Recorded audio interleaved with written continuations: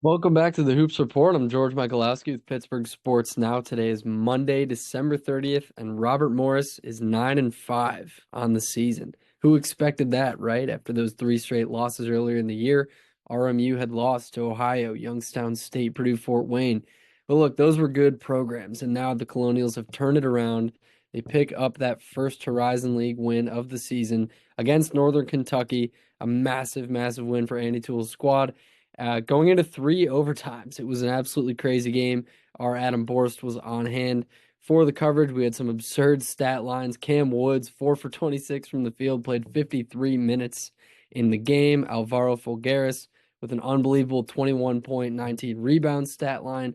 Amarion Dickerson, 27 points, 15 rebounds, 5 blocks. I mean, there was a lot going on in this game. It was an incredible finish in seemingly each of the overtimes.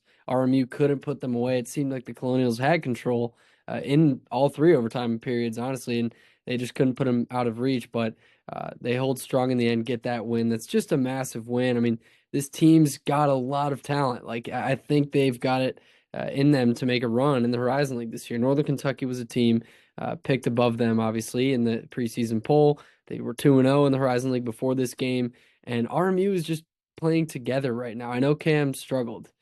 But since he's come back from that injury, they've kind of put everything together. They're starting to gel really well, and they've shown that they can overcome a 4 for 26 shooting night from their supposed star player, their star guard.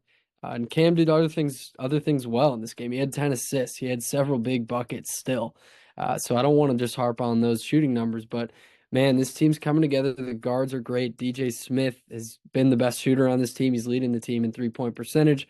Ryan Prather, I believe, is leading him by one or two threes in terms of three-pointers made. But DJ Smith has been the best three-point shooter by percentage. He's been a solid piece in that backcourt, a transfer coming in addition to Woods, who's we know can be a star and can be a great college basketball player. So I'm not worried about any of their backcourt right now.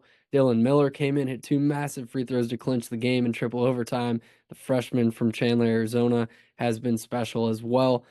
Moving on to Joshua Majafo. I mean, guys, if you guys haven't seen Joshua Majafo and Amarion Dickerson jump and play basketball, you got to go look them up. I'll have their videos today of Majafo's dunks on my Twitter account, Michalowski CBB. But unbelievable performance from those two. Majafo fouled out, which hurt RMU, but they overcame it again. More pressure on that team to step up and find other pieces to step up, and they did it. They got it done.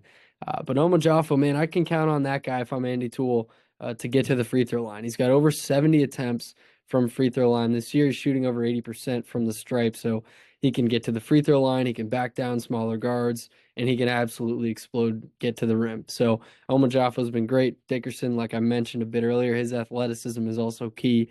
5 blocks in the game, 8 offensive rebounds. I mean, come on, this guy is showing that he is an elite college basketball player.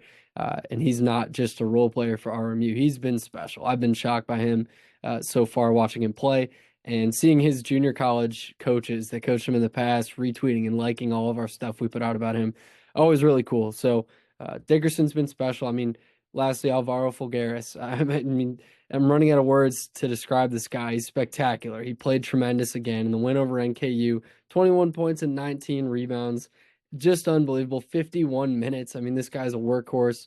You could see in the overtime periods he was scrapping for rebounds, doing whatever he could to get RMU these shots, these baskets, these points. And he's a very unselfish big man. He's very strong on the glass and a smart player.